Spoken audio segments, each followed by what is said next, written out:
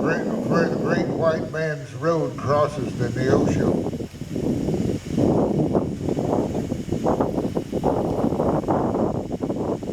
In each village was a chief, and all of them were brothers. They were Allegawaho, Estalesa, and Pagahoshi. In time, each chief died and was succeeded by a younger man.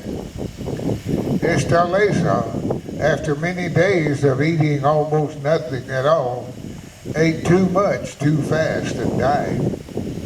Many times my people starved here on the Neosho reservation.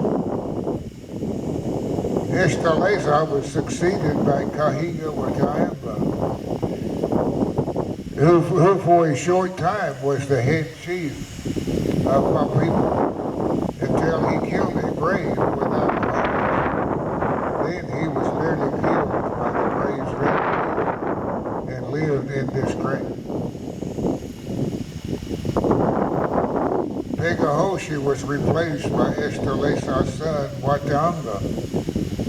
He was very cunning, but sometimes was subject to bad medicine. His village was nearest Council Grove.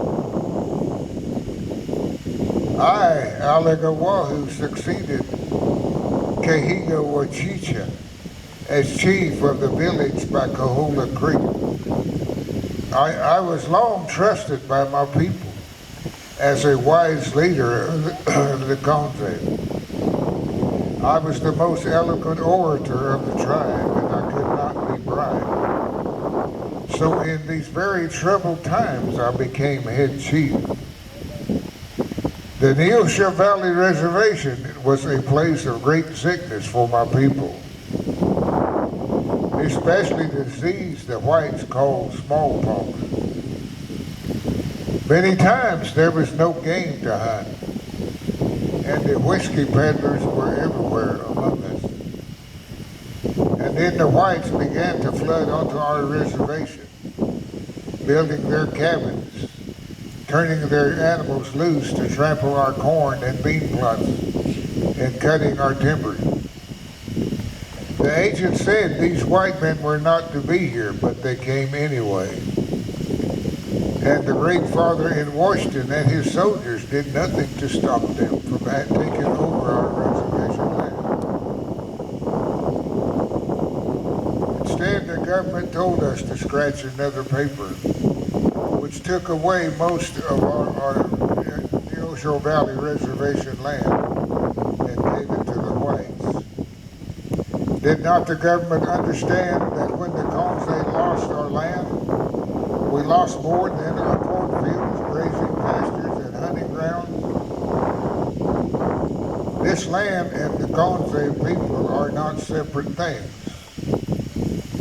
At the very core of our beings, the Conze are the land, and the land is the Conze.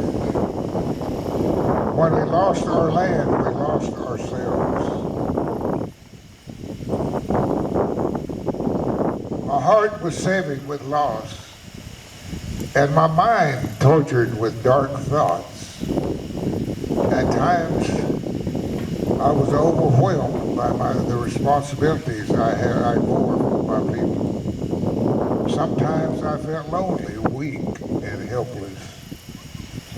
The rituals of my people offered me some solace, but sometimes I felt compelled to journey by myself, far back in the hills to worship the great mystery, in silence and solitude. I wished to appear in all humility before Wakanda.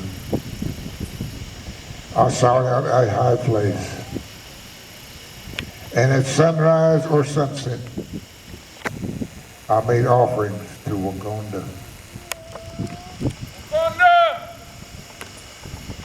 I looked over the glories of the earth, remained there silent, erect, and motionless, exposed to the elements and forces of the great mystery. Sometimes I felt my own helplessness, so I cried out to Wakanda, Adiji Wakanda ya Awaya Bekuba. Oh, Wakanda, take pity on me. In this holy ecstasy, I receive my strongest medicine and the motive power of my existence. When I rejoined my people, I did not betray through words my communion with Wakanda.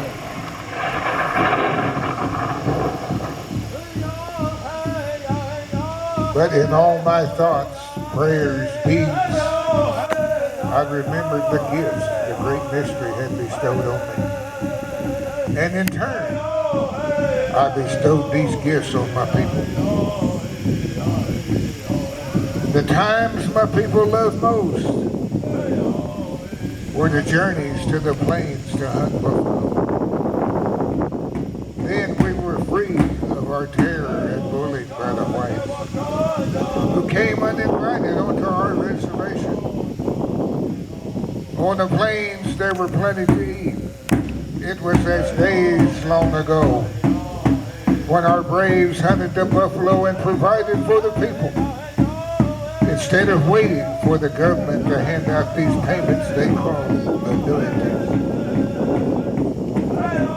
On the plains toward where the sun sets, we once again